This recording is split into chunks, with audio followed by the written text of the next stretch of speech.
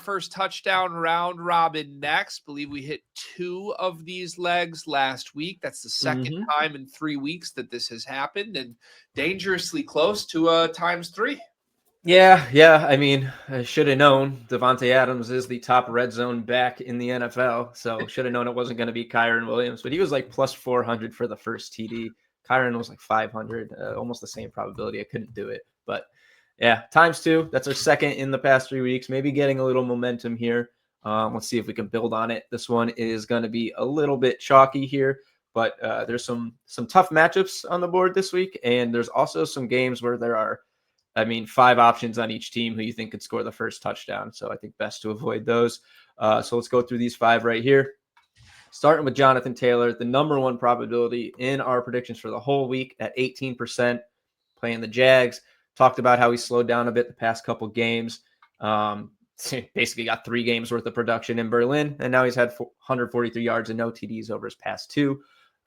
Colts lost both of those games. Should probably look to doing what works and helps them win, getting the ball to Jonathan Taylor early and often. Jags rushing defense has been pretty good, which you can't deny, but Jonathan Taylor is our top probability of the whole week, 67% to score anytime. Got to start it off with him. Next up, Josh Jacobs. Talked a ton about this game already. Not really anything about Josh Jacobs, but we'll keep this quick. Second highest probability of the week at 16%. Until his injury, Jacobs scored in all but 1 game this season.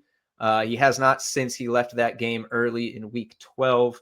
Limited at practice this week, but that's likely just to manage it, as he did play last week in a full role. Emmanuel Wilson relegated to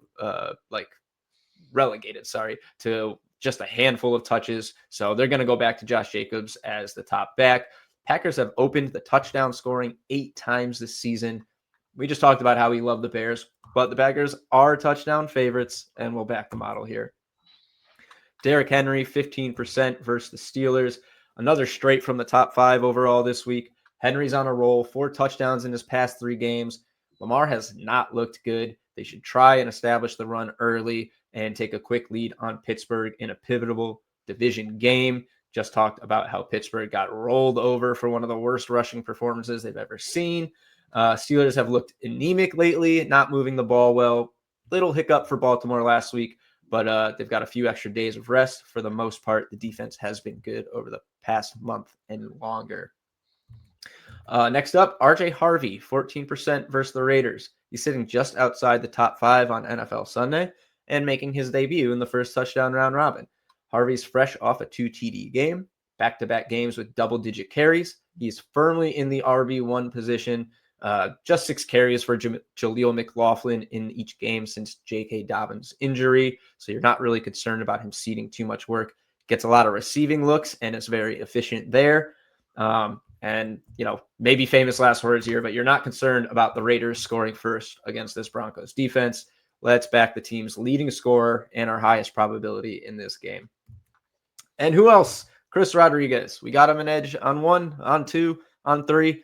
Let's go for the first. He's even got a little edge here. It would be plus 900 fair odds at this. This went up from plus 800 last night when I was doing some research, so we like to see that.